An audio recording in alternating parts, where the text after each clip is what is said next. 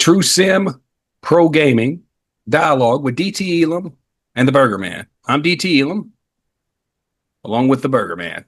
Today's special event, uh, this upcoming Saturday, 9/13/25, we're going to see one of the biggest fights, probably, maybe ever.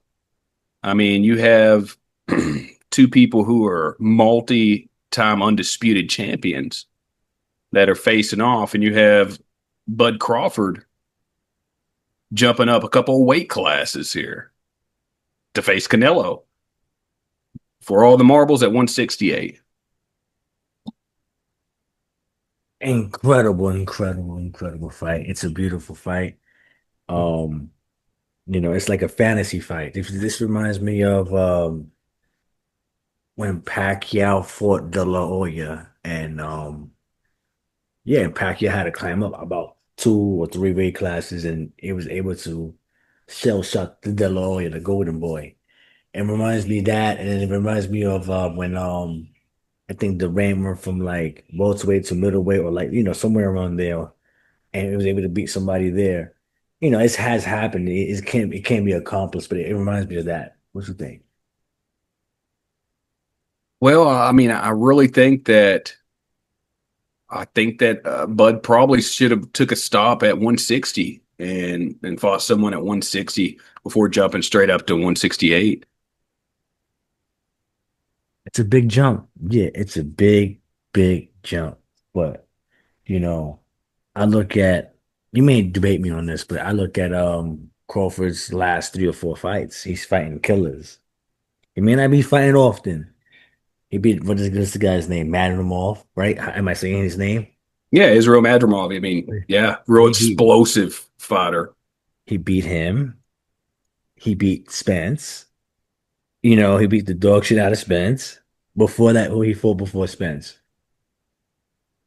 Uh, Sean? no, Sean. it was a David Avanasian. All right. Did he knock him out? I think it may have ended in a knockout. Let me see right now. Let's check that. I think he did knock him out. But anyway, his last three or four fights is he's been on fire. You feel me? Maybe not so much with the Marinov, because I think Marinov doesn't get the credit for deserve that he deserves as being a good fighter. Yeah, he only had 10 wins coming into that fight, but he had like 300 amateur fights prior to that. And he had an awkward style. I don't think Canelo is gonna be able to do all that head movement and all that feinting he was doing against Crawford. Marinov is like very young too, like 28 or something like that.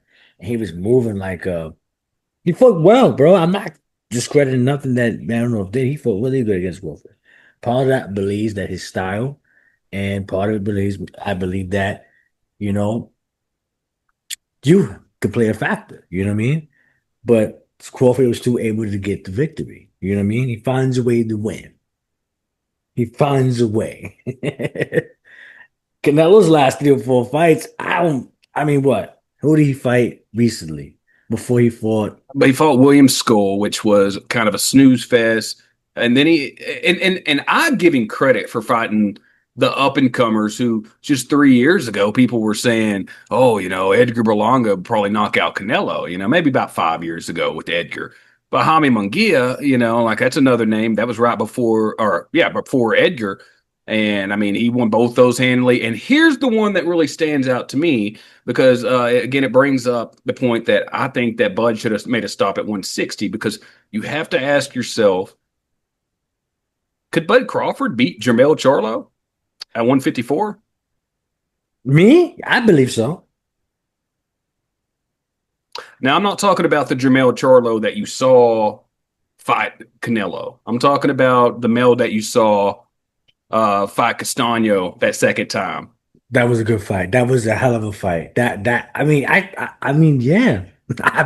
Yeah. You still think so, huh? Yeah. I mean, look, we got 10 more minutes before this shit closes, but check this out.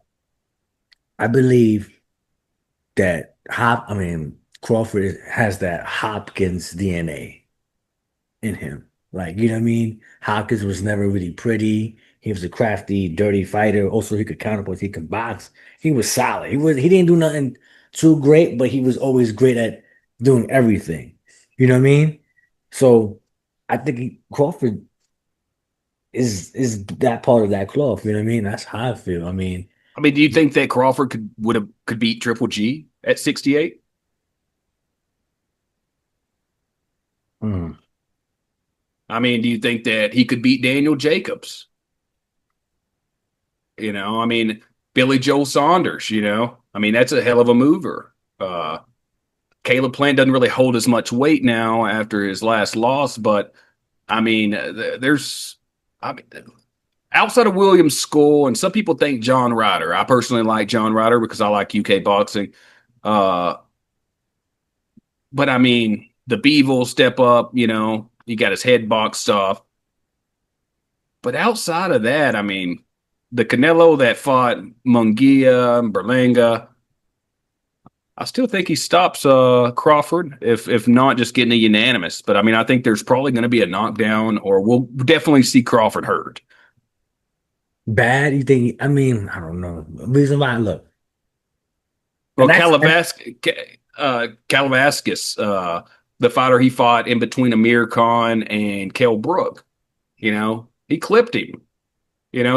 He clipped Crawford, and he went down, and nobody talks about it. But that happened. It was called a slip, but it was obvious he fell from a punch. But no. uh, He got clipped. He got clipped. so, But yeah, continue. but again, I mean, we all saw the Porter fight. There's the famous clip now where Crawford looks over to the corner, and they're saying that Porter's up, and Right, he says he's up, and he goes out and closes the show. right. I always debate and say I think Porter probably could have kept going, and it got Yeah, called. What's his call? But that's nor here nor there. they do it as a knockout. But look, if you look at Porter, Horn, and Spence, they all kind of come forward fighters. Like they're very physical fighters, and he was able to beat that type of style. If I believe he's going to make the weight very well, and I think he's going to be able to fight off whatever Canelo's bringing. It's not going to be about um who's strong here. It's going to be who's smarter. You gotta be smart. Even though Canelo's coming to fight, I think he gotta be careful coming in forward and just thinking that he's going to just bully Crawford like that. I think that there'll always be an asterisk beside the Earl Spence Jr. Uh, Earl had been inside of a wreck like a year and a half, 2 years before that.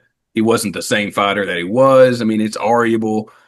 There's always going to be that argument. So there's always going to be that asterisk beside that win. But I mean, that was a straight ass whooping. That that was It's onslaught of he was beating him up. It was black on black crime, my nigga. but the Porter fight. I mean, I don't. I saw it the same way that whoever said that to Bud from the corner was. I mean, I thought Porter was up in that fight. Uh, I And mean, that's there wasn't a doubt that he was. I mean, he was a busier fighter, and he was landing shots, and yeah, I mean, but who knows? Who knows what Saturday's going to bring? I find it really hard to see Crawford do what he done to Spence to Canelo, and mainly because what I keep bringing back up and alluding to is just jumping that 160 up to 168 is it's just too much. It's gonna be too much. I think it'll prove too much. well, to me, I don't think he's gonna be like 168. I think he's gonna be like 164 type of thing. I don't even think he's gonna go to 168. To be honest, I mean, if I was him, I would just go to 164 and just make the weight. And you know what I mean? Because I don't really need Yeah, to be at 168 solid. yeah, Pac-Man. He whenever he went up and fought De La Hoya, he didn't hit the weight he was under. So Right. I mean, I know that all fighters that go up in weight don't necessarily, they're not. It's not necessarily about the weight per se when it comes to that, or like making the cut. Uh, but I don't know, 168. I mean, it just doesn't seem believable that Crawford will come in and just dominate the fight. So I'm crazy for saying that Crawford's going to stop Canelo in like the 11th round. I didn't say it. You said it. But I'm saying, like, you think I'm crazy? I don't think that you're crazy per se. I think that you're making a crazy statement. I mean, I'm crazy then. I mean, I'm sure there's a good money line on that. I haven't looked, but I'm pretty sure like knockout by Terrence Crawford probably has some Yeah. good upside there. Yeah, you put $100, you gotta get 4K back if that happens. Boom. It might honestly be some kind of crazy, plus 3,400 or something. Now, So if Crawford does win, what does it mean? it means that the better fighter that day won for certain, and it means that Crawford's going to be a legend. He's going to go into the discussion of greatest boxer ever. That's crazy. That is that, and that's why I think he's going to win because he's been doubted every time. Every time he goes in there and performs, and they don't give him credit. But they say he they said that when he fought Porter, they said that when he fought Spence or whoever he fights, there's always going to be some type of something. So I believe he knows that. But if I beat this guy and do the impossible, then it's without a doubt I'm the best. Well, if Bud can get in there and box and actually box like the way Bivol did, uh, I mean, I just don't see Bud doing that because Bud just has such a nasty streak to him. It seems like he wants to hurt people. It just seems like that. Like he tries to land shots that hurt, and he does it efficiently. I mean, that's why I see it happen. I think in the first 3 rounds, you're gonna see, you know, the first round, of course, the first round is gonna be a fill out round. But other than after that, I think you're gonna see just Bud is like his hands. It's gonna look like a mosquito bit Canelo over in his face. You're gonna see a bunch of red shots everywhere. That's how I Now, see. I could definitely see the fight going in the first round, where like you said, you feel like it's going to be a fill out round. I think Canelo is going to not throw a lot of shots because he really never does. Uh, but I think Bud could come out in that first round and like try and like land some like heavy hard shots to like get Canelo's respect right off the bat. So That I mean might. that's something to look for. Like maybe we see, Bud get countered and drop in the first round. Maybe we see something land and actually hurt Canelo, which that hasn't happened that many times in his career. Like No, he doesn't get hurt often. no, he doesn't. He has a hell of a chin. But I just have a funny feeling with the angles that Crawford provides, he's gonna, a punch you don't see coming is gonna hurt you more than the one you can brace for. So that's what I'm thinking. I'm banking on that too. Like I think he's gonna pop shot and catch it with something good that he's, you know what I mean, walk into something. He might make him look like Mickey Hatton. When Mayweather fought Ricky Hatton, he might make him look like that. I mean, all the pictures that we're seeing online with Bud and all those just muscle on top of muscle, like you got to wonder if that's really going to affect his a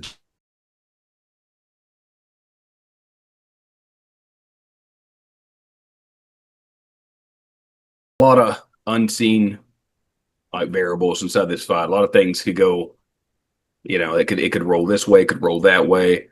What I don't think that we're going to see is a draw, but this is boxing. You never know. Tune in September 13th and drop a comment down below and make your prediction. The greatest thing ever is this is not a pay per view. This is on Netflix. So everybody tune in September 13th, this Saturday. Um, and that's the great thing about boxing is you just don't know what's going to happen. You know, that's it could go either way. But I'm DT Elam here with the Burger Man, True Sim, Pro Gaming, Dialogue with DT Elam and the Burger Man. And this is our special on Canelo Crawford, September 13th.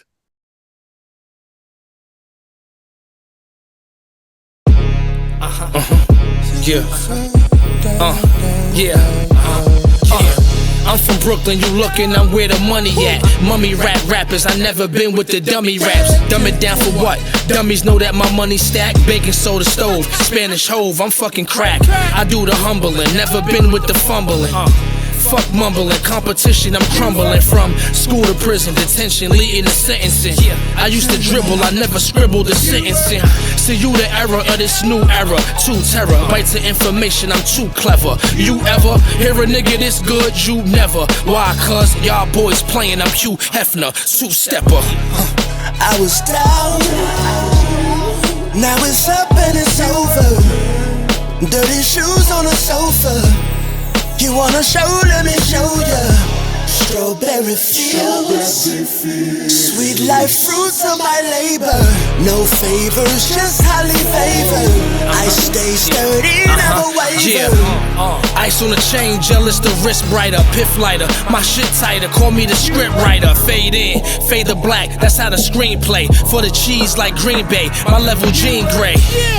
Cause if God gets you, it's God bless you. Y'all niggas softer than scar tissue. The bars hit you, take away breath like SARS hit you. The SARS with you.